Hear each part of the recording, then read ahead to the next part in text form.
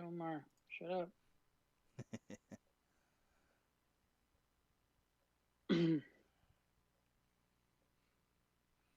All right, just going to send out the link one more time to all two of our followers. No, I'm one of All of our follower. them. Omar. Omar. Okay. NorCal Gooners number 2, our second ever podcast. So let's just get to it. We don't want another hour and a half like last time. So Yeah, we um, need to we need to cut it down a little bit. Keep it nice and concise for the audience. yep, yep. My boys, in chat.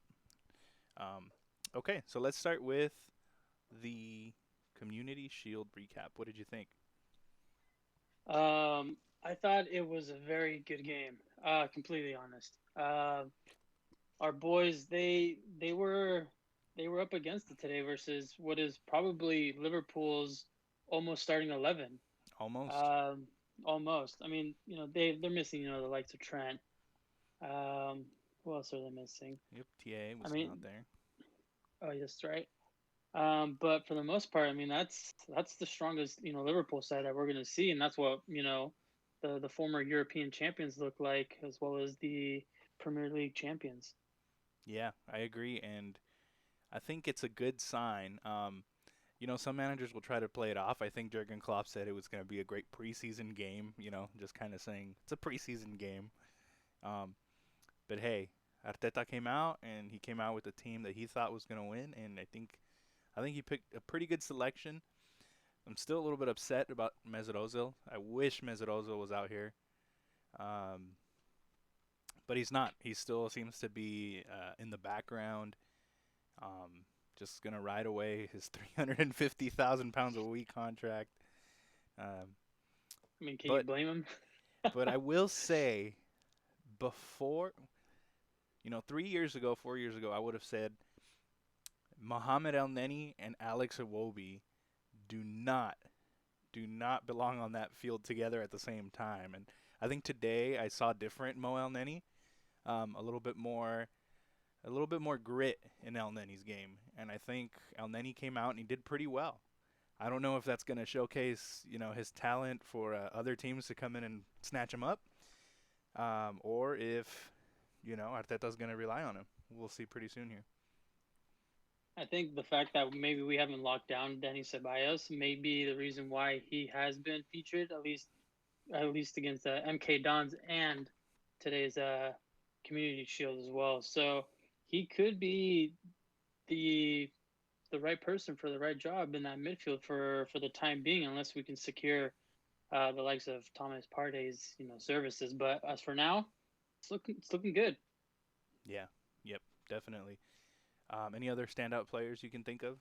I mean, I guess shouldn't say Uh, other standouts because El Neni wasn't necessarily like the player on the pitch, right? But I hmm thought he had a pretty okay, pretty solid showing. Um, um, I just want to give a personal shout out to Rob Holding, who in the yep, first half at least was just absolutely bossing it.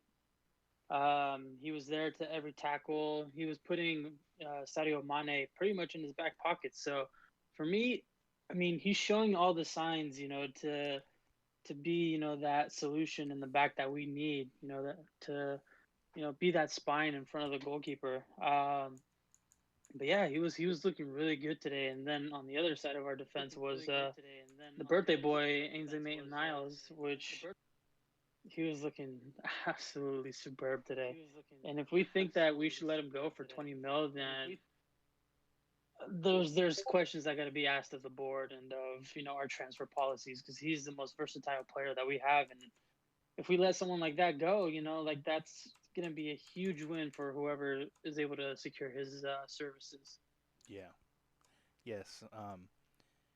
Ainsley, again, like I said last week, Ainsley is just that player that adds so much depth to the squad, and I really like how he plays at that left back position. When you have Tierney right behind him playing as a left center back, and you have Ainsley who can push up and who can attack and contribute, and you see him make all these overlapping runs around Aubameyang. Aubameyang cuts in, and Ainsley goes down the middle or goes off to the wing.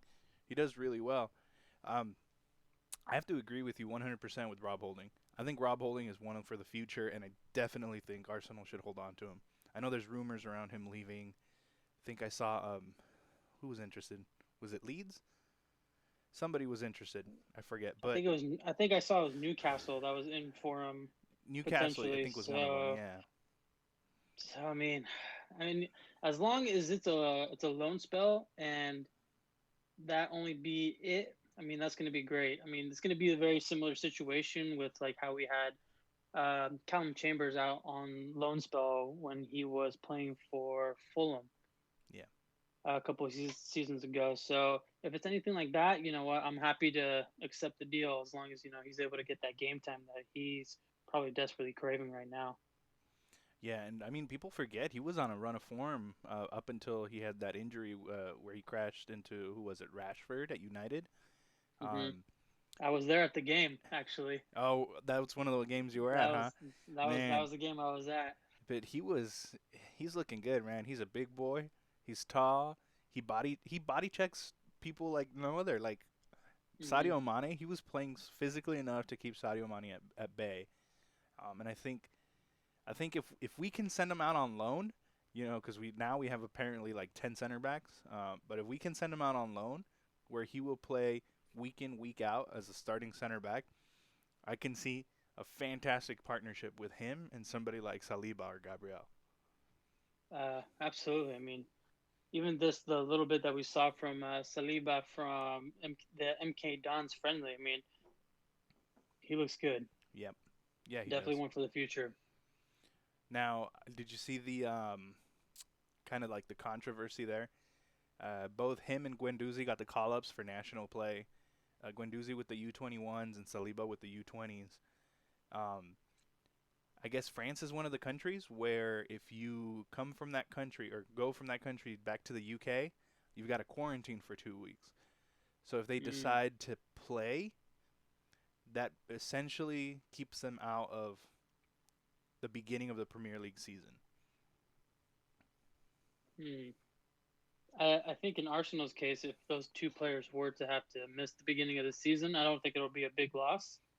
We may lose, the coverage in, having William Saliba there, but as for Matteo Gonduzi, I mean, I think he's kind of, picked his fate, and unfortunately, he's not going to be featured in any starting 11 anytime soon. At least not in the Arsenal red colors. Yeah, yeah. Um, Interestingly enough, Arteta said all the players start from zero. He says what you did 2 weeks ago or what you did 2 years ago, it doesn't matter as long as you're focused on the team right now. Do you think he's telling Matteo Guendouzi, look, dude, just apologize or look, like it doesn't matter anymore. Just come back to training, come back strong. It's like and fight for your spot, and maybe you'll get it again. Maybe. I think he's maybe giving Matteo just another opportunity to just, be a professional and just kind of own up to his mistakes and maybe, teach him, that his, petulant ways aren't going to get him anywhere, at least not anywhere at Arsenal. And Yeah, maybe it's just he's imposing maybe like a type of like father figure onto him and trying to straighten him out a little bit. Because obviously, he does show a lot of potential, and he was part of Unai Emery's, like starting 11 for the majority of like the yeah, 18-19 season. So, I mean, like we know what the kid is about, and there's only more that he can develop in his game that's gonna benefit whoever side he's on. yeah. And I hated to see all the stuff that was going on with him. Um, I just loved watching him play. I felt like he was one of the players that, as long as he was there, he was always pressing the ball, always attacking. And I don't think he ever really means wrong. I just think like everything that he kind of does is in the heat of the moment. He's a very passionate kid. It looks like. Um, hmm so I don't think he's purposely just trying to throw his Arsenal career out the window. I think it was just a circumstance of being very passionate and feeling that moment where what was his name? Um, anyway, the Um, forward from Neil Maupay. yeah, Neil Maupay, when he comes out and he Neil Maupay. injures Leno, and I get it. He didn't actually come out to injure Leno, but still, there's no need to go after that ball. Leno pretty much had it locked down, and he still went and challenged for it. And I mean, it's not surprising. I guess what hurt the most was that happens, and then he goes on to score the game winner, and I could see why Matteo Guendouzi got upset. Now I'm not excusing it. He's a professional, right? But I think it was just passion, heat of the moment. I think he's um, a very passionate kid. I think he's very mobile on the ball, and I think his work rate as well. He always attacks, he defends, and I'd love to see more of him at Arsenal. But I think this could also just be a way to kind of try and get full value for him. If you say, if you agree that he's on his way out and that you're not going to use him, well, guess what? Offers are going to come in lower than what you're asking for, right? Because you want him out of the club. So if you come in and you say, nope, everybody's still on the roster and on the table, you're kind of trying to get clubs to pay full price for him. You know what I'm saying? But do you think that any club is going to be able to match the potential evaluation that he's currently set at right now?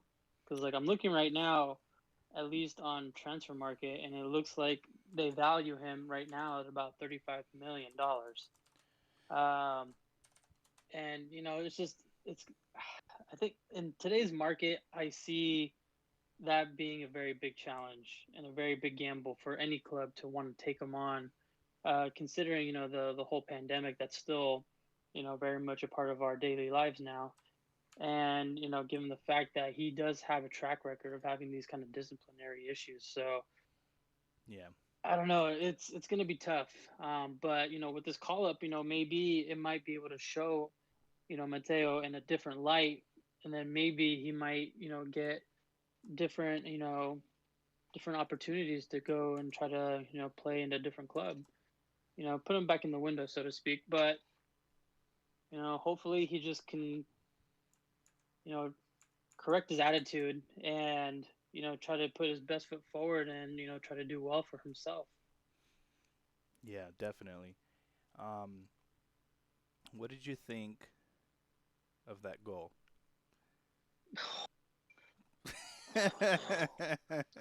I was My guy. I was talking to my brother on the phone, and I was like trying to give him direction or instructions on how to log in to watch the game. And as it's happening, I'm like in the middle of explaining something. I'm like, "Oh yeah, then you have to click this and this," and then I just go silent for 30 seconds and I go, "Banger." He's like, "What?" I'm like, "Wait, let me describe it for you." But it's a play that starts all the way from the back. Um, With me. and I think, yeah, Emmy starts that play. I believe it's something like Emmy, then maybe holding. Then Bellerin puts that ball forward for Bukayo Saka. Saka with a great ball all the way across the pitch, and then Alba just decides, I'm just gonna cut in real quick and just bend it past Allison with some power. What a And goal! Allison was at full stretch too, so Yeah, that yeah, was a quality shot, just exactly. perfectly placed. Just no way of the keeper stopping that one. What do you think about the whole playing from the back philosophy? Did Arsenal look good doing it today? Did they look better than last season? They looked a lot more confident on the ball, especially with like Elneny like being kind of like that pivotal point as well in the midfield, Yeah, just kind of pinging it back and forth, creating those diamonds and those triangles. I mean, it looked really good at times, but other times it was just it was very hard met with Liverpool's press as well. So it kind of got a little bit sloppy at times, but that's not due to the fact that we don't have the quality to try to play it that way, but that was just how impressive Liverpool's just really quick press was just putting us in those positions to try to make mistakes. yeah, definitely a high press, a high line, and that's where the goal comes from.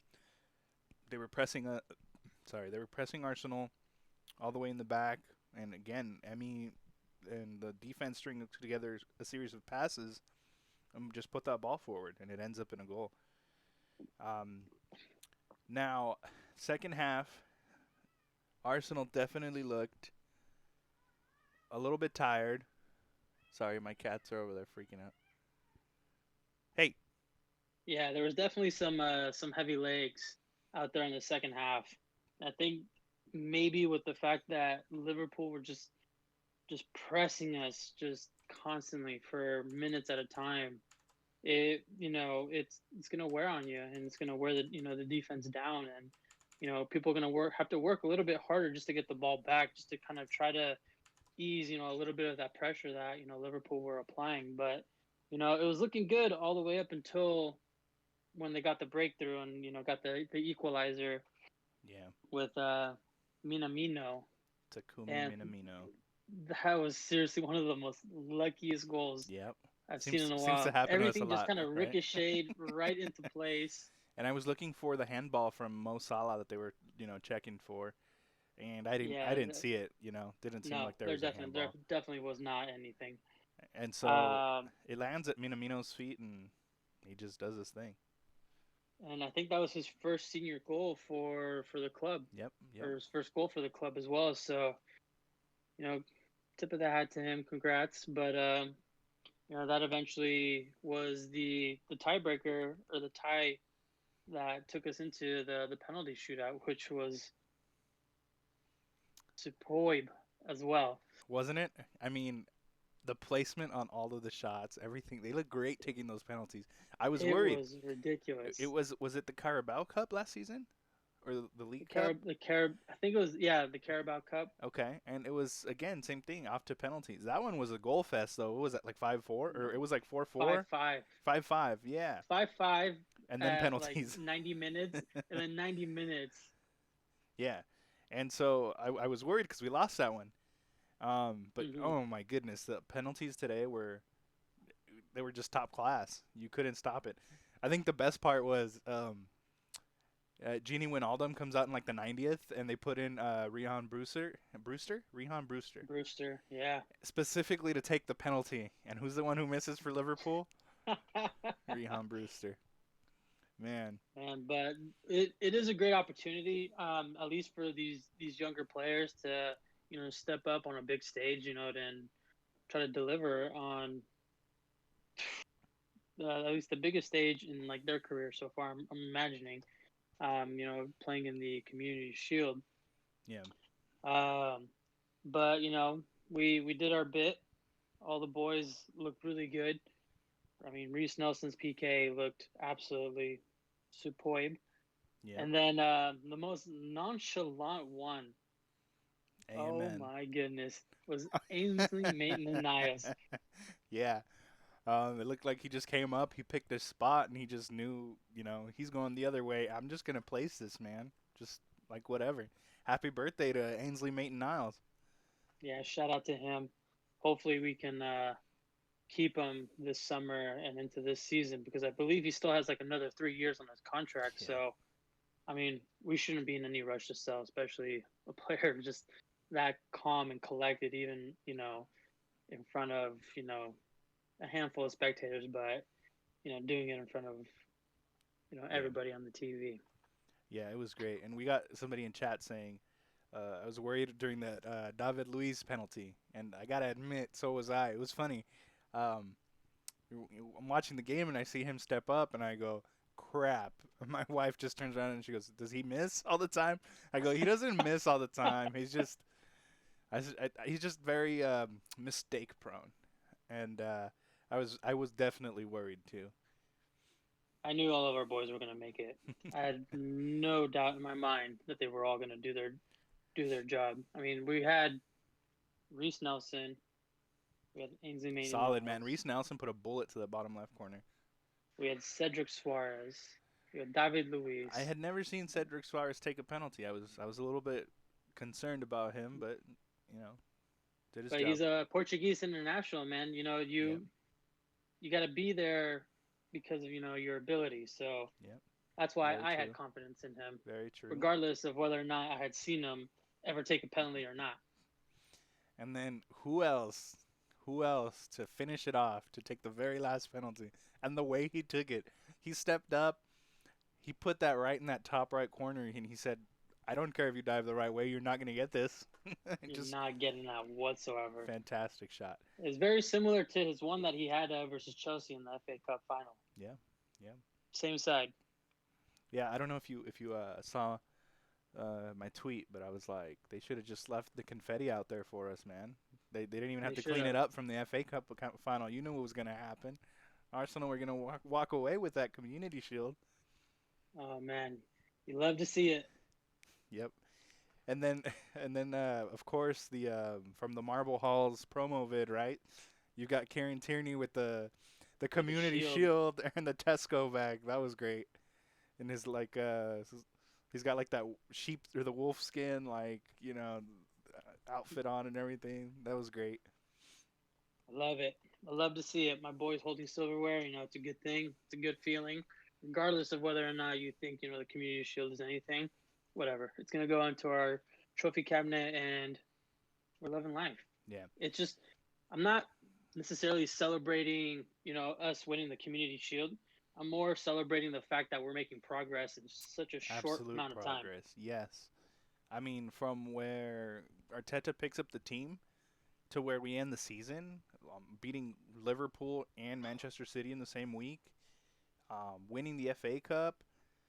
I mean, sure, we had that game. Mapai comes out and beats us then. But I think overall we've seen some progress. He had to switch to a back three to make it happen.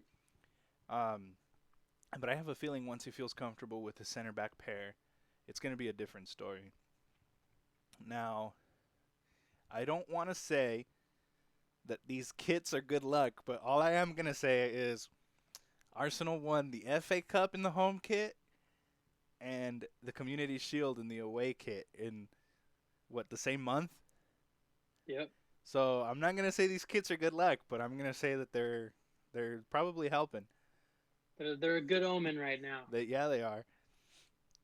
Just like whenever I go watch them in person, still haven't seen them lose. So Yep. maybe the club should reach out to me, and we can sign a deal where I I'll go out to every single game. I I'll don't go know. with you. Get a couple tickets. I'll go with you. You heard it here first, ladies and gentlemen. Arsenal is undefeated at a game where Davinho has attended. Fact. Those are stats right there. I think it's like what 4 wins and 1 tie. Yeah, there you go. No big deal. No big deal. All right. Anything else on the Community Shield you want to go over? I think. Oh, I've got one for you. Ooh. I think Emi Martinez dives the wrong way in almost every single penalty, Mhm. but you got to give it up to my man. He did a couple of great saves on Sadio Mane. He was solid all around. There wasn't much he could do in that Minamino goal. I mean, it lands at Minamino's feet, and he just kind of has to come out, put a little bit of pressure, and hope Minamino cracks under it. But overall, he had a couple great saves. I think Emi's showing he could play number one in the Premier League. The only problem I see is that I feel like now that Emmy has displayed uh, such like high ability to be the number one. Now Arteta has the decision to make whether or not he's going to choose Emmy over Bern Leno at the beginning of the season, because I feel like now we have potentially two number ones at the Yeah. club, and I'm pretty sure one of them is not going to be happy sitting on the bench for the majority of the season. So I think it's just going to be it's good for the club that we have that competition now, um, but it also might lead us to him seeking starting opportunities elsewhere as well. Yeah. Because I have been seeing that he's kind of been hinting at an exit, but apparently no clubs have actually made a proper offer for him as well. And I think like where they're kind of like rating him is like around like the 10 million pound mark as well. And I think for a keeper of that quality, I think that's an absolute steal. So I would hope Arsenal would hold out for a bigger payday, but you never know in this modern Yeah. game. Yeah, and I'd hate to see him go, but he's looking for first team football week in, week out.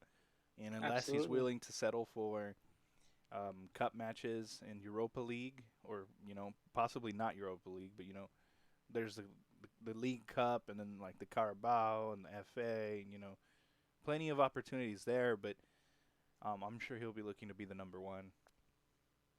I think so too. Yeah. Well, hopefully he can stay. I saw the pre Community Shield press conference, and Arteta just kind of said, I hope neither of them are happy, because that means they're going to come out and they're going to fight for their spot. But I understand where you're coming from, but I hope they're both happy and they both Hmm. stay and they both do a great job. Absolutely. I mean, now that we know we've seen what both keepers are capable of, I think at least for in that position, we're going to be, in a very good spot, going into the season now. Yeah. So Yep. hopefully that will lead to, potentially more silver, or at least, contending for it. Yep. What do you think about? Sorry, changing the topic now. What do you think about all of the articles, all of the buzz, everything around Arteta and the Arsenal board saying they are in love with Hussein Aouar? I'm sorry if I butchered that. Aouar? Aouar? I'm gonna get that wrong every time until I hear the commentators say it. Until I hear somebody say it, yep. Um, you know what? I'm all for it as well. He looks like an absolutely sensational player. He's just got the pace. He's got the vision, to cut through any line of defense, and is just if we are able to secure his services, I think we would be in a very good position, and our transfer market this season is going to look even better. And Yeah, hopefully, going on securing the signature of players. Hopefully, Gabriel is announced pretty soon, as we've been diligently waiting for the announcement to come out. yeah. Maybe it's due to the amount of redundancies that have been imposed on our club. Maybe that's why Arteta is kind of hinting at, like, signs that Aubameyang is also very close to signing a new deal at Arsenal. Maybe it's just to kind of let that news kind of fade away a little bit, in order to not stir up too much controversy with laying off 55 people, I could see that. Yeah, I could and I could then definitely see that. introducing like higher paying wages for a player, even though he's worth every single pound that we're paying him, Yeah. as we clearly saw today. Yeah, absolutely we did. Man, what a banger. Still can't get over it. It was a great one. Um It's like, it honestly flashbacks of like Thierry Henry in his prime. a Just, little just bit, throwing huh? it out there, Yep. throwing it out there. Yep. If you had a camera aimed just at the back, at the number 14, you would be like, "Oh, that makes sense. So it's Thierry Henry." Absolutely. But yeah, I mean, hopefully, we can progress, as a club, and hopefully we can, you know, make those signings that are going to be, essential, for going into next season, and having just that amount of depth and that amount of competition, for those spots. Yeah. And I've got the transfer market. It was up on screen just a second ago. Transfer market says Hosem Ayor, worth $54.5 million, about 45 million, almost 46 million euros. What do you think? You got a choice. You got him or Thomas Partey. Who do you get? And It's a tough one. It's a tough one. it is tough. I think I would still go with Thomas on this one, only because I feel like we have a good enough, like, strike force up top, to get the crucial goals that we need, to win, just very scrappy games. But where I feel like, we're just lacking is just that steal right in front of the defense. That's gonna also keep, these goals from being scored on us. Yeah. Um, So if we can secure him before anybody else or any other additions other than potentially Gabriel apparently, then we're gonna be in a very good spot, and I'm gonna put it right now, and this is not me being delusional, but I do feel that we will be challenging for the top four alongside Chelsea, who's also looking very scary with Oh, their transfer activity yeah. this season as You, well. you hate to admit it, but Chelsea Chelsea makes three defensive signings in 3 days, right? Yeah, Thiago yeah, Silva on a this free. They picked up from Malang PSG, Sarr on a free, and then they get Ben Chilwell for their left back spot. And and that apparently they're looking to offload a couple of players as well. So I think they're still who after a knows? keeper too. With last, last thing I saw was they were looking for what's his name, the AC Milan keeper Donnarumma. That would be. I would love to see Donnarumma in the Premier League. I definitely would. Just not for Chelsea, Uh, you know. at least a couple of seasons ago when we played AC Milan, I think it was in the Europa League. Yeah, it was. He didn't look too confident in goalie. He's a big keeper. I think he's like over like 6 feet tall, and he's like barely like 2021. So I think he's just still very much like that raw talent, even though he's had a couple of seasons already under his belt. Yeah, maybe European football scares him a little bit. Um, I don't know. he's also got a little bit of a like turbulent relationship with AC Milan Hmm. and the fans. I remember there was a time when the fans were calling him greedy, that he wanted more money. At a time when Milan weren't the best financial position, but um, I don't know if they've smoothed that over now. I've seen some great saves from him, man. If you go back and watch the highlight video, of course, a highlight video doesn't tell you everything, but I think Yeah, I've seen some great stuff from him. So I think if Chelsea can land him and he gets settled to the Premier League, I think he'd be a good addition for them.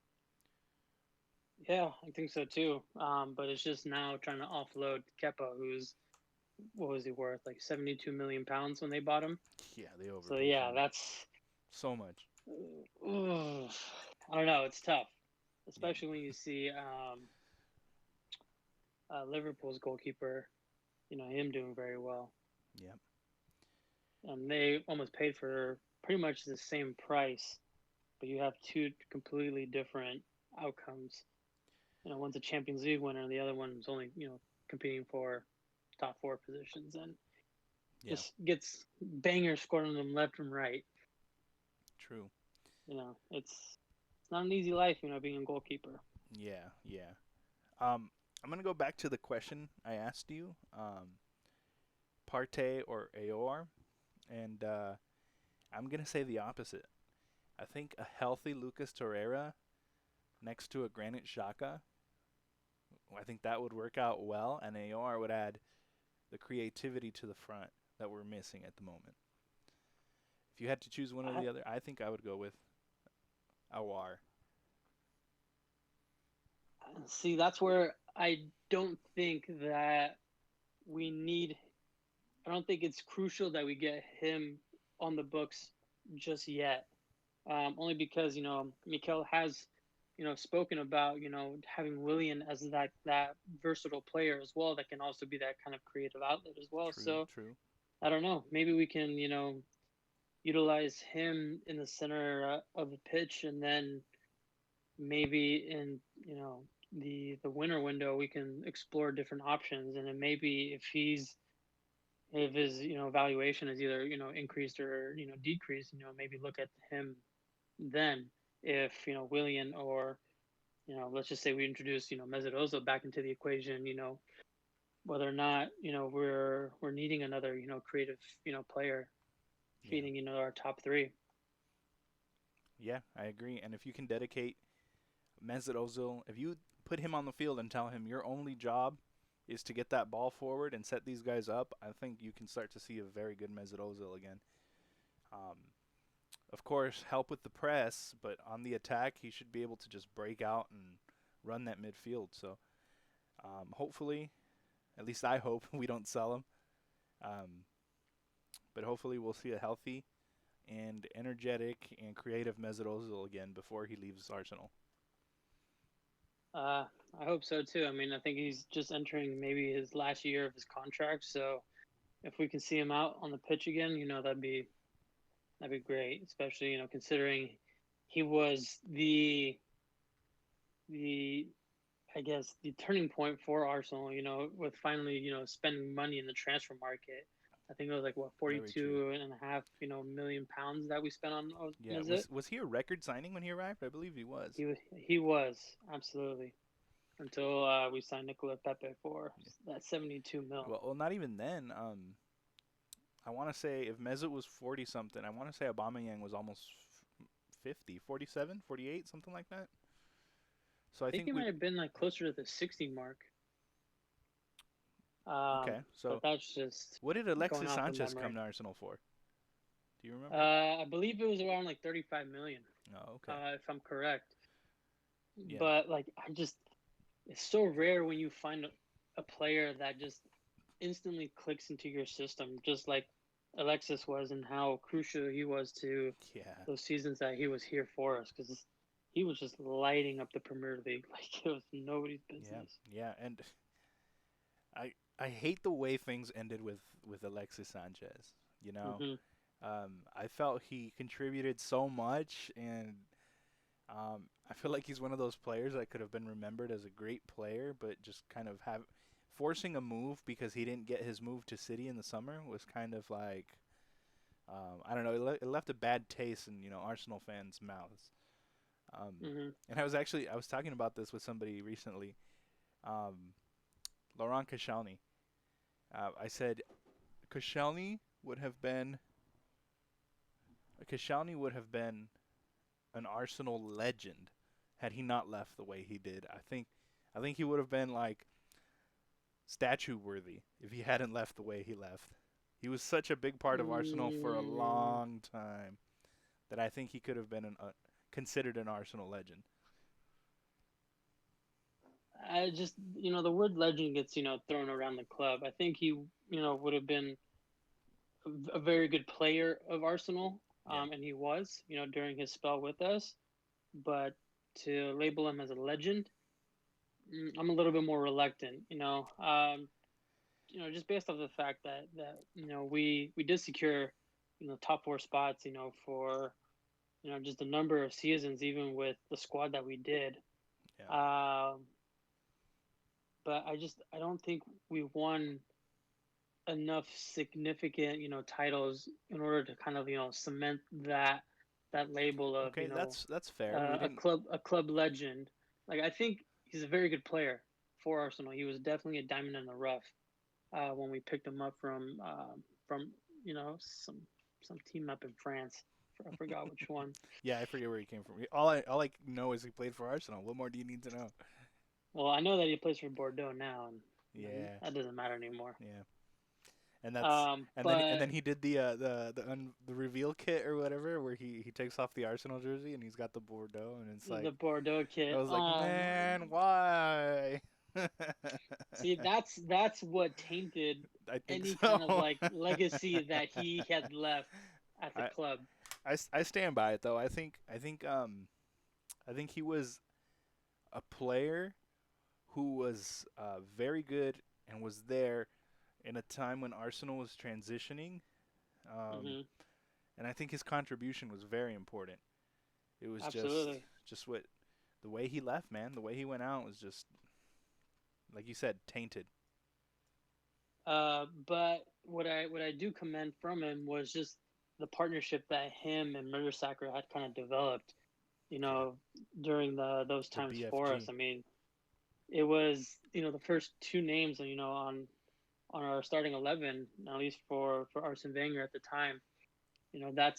That was his center back pairing, and it worked for us for a very long time. But like I said, he kind of tainted that legacy once he decided to pull off these stunts. And I mean, we obviously don't know what's going on behind the scenes, so Yeah, you we don't don't. know You what was don't. said. We don't know what he was told to make him feel that way or to make him want to Yeah, do and something kind like of that. So it's just like, the rumor mill was kind of saying that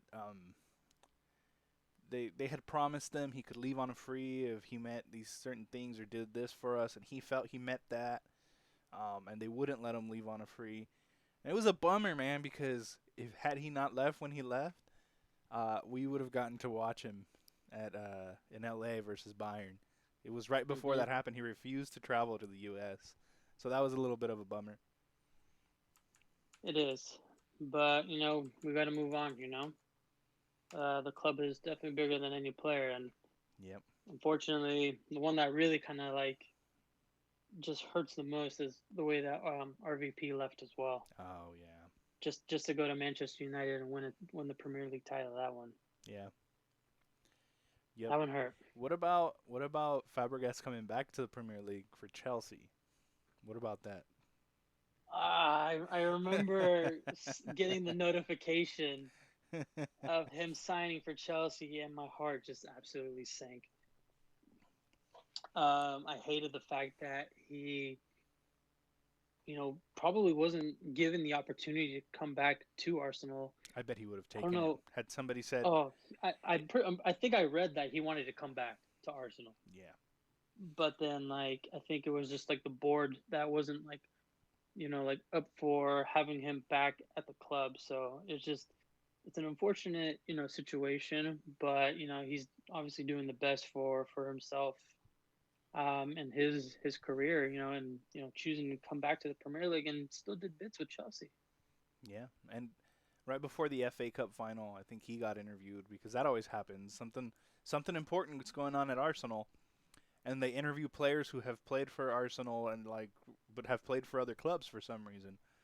So like, RVP gets interviewed, and even Fabregas in this specific interview, he was asked, who do you want to win this? And I think he came out and he said something like, I want Arsenal to win it. Like, Arsenal needs this. He said he doesn't regret his time at Chelsea because it was the best move he could have made for him at the time.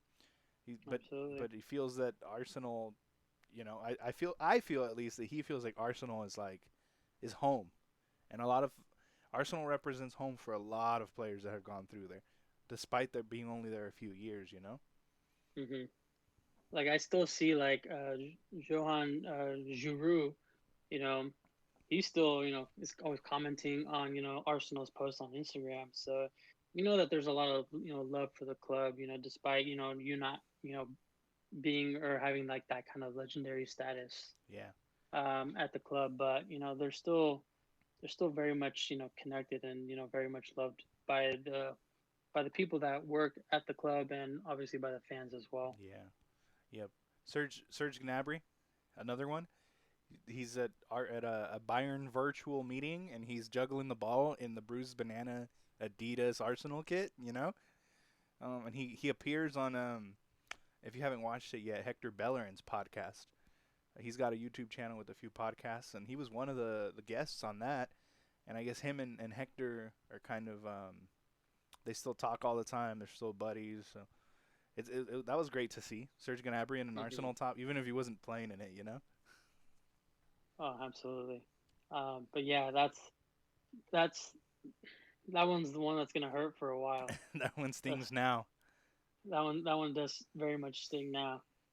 Um, yeah, it's unfortunate that it didn't work out for him at Arsenal. Even though he did have a couple of stints in England. With I think the loan move that he had at West Brom. I think Tony Pulis was the manager at the time, and he said that he wasn't even good enough to start at West Brom.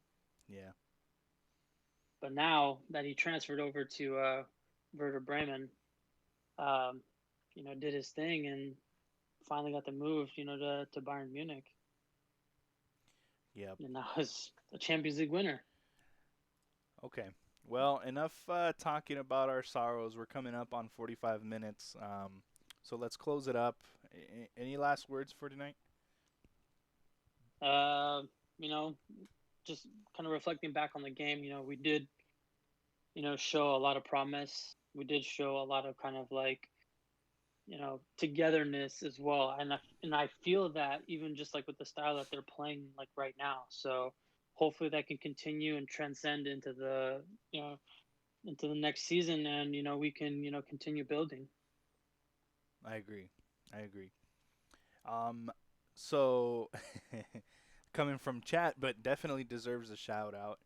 I'm gonna close up by saying shout out to Omar Fernandez at OF Designs 19 on Instagram, who made our badge and made our overlay. I really like what he did with that background blue. Love it. And pretty much put it together for our first podcast in like less than 24 hours. So that We was did it awesome. in a couple hours. Yeah, it was like, So hey, shout out to Omar. we're gonna do a podcast. Omar, get on this, and he's like, all right, I got you, fam. And so he came up with our design language here. He may be a United fan, but we love him. Yeah, we love him. Anyway, thanks for tuning in, guys. This is gonna go up pretty soon here on YouTube. Thanks for tuning in, and we'll see you guys at the end of next week. Feel free to comment, like, subscribe to our channels, and then you can follow us on our handles on Instagram right there, right below. All right, guys. Have a good one. Peace.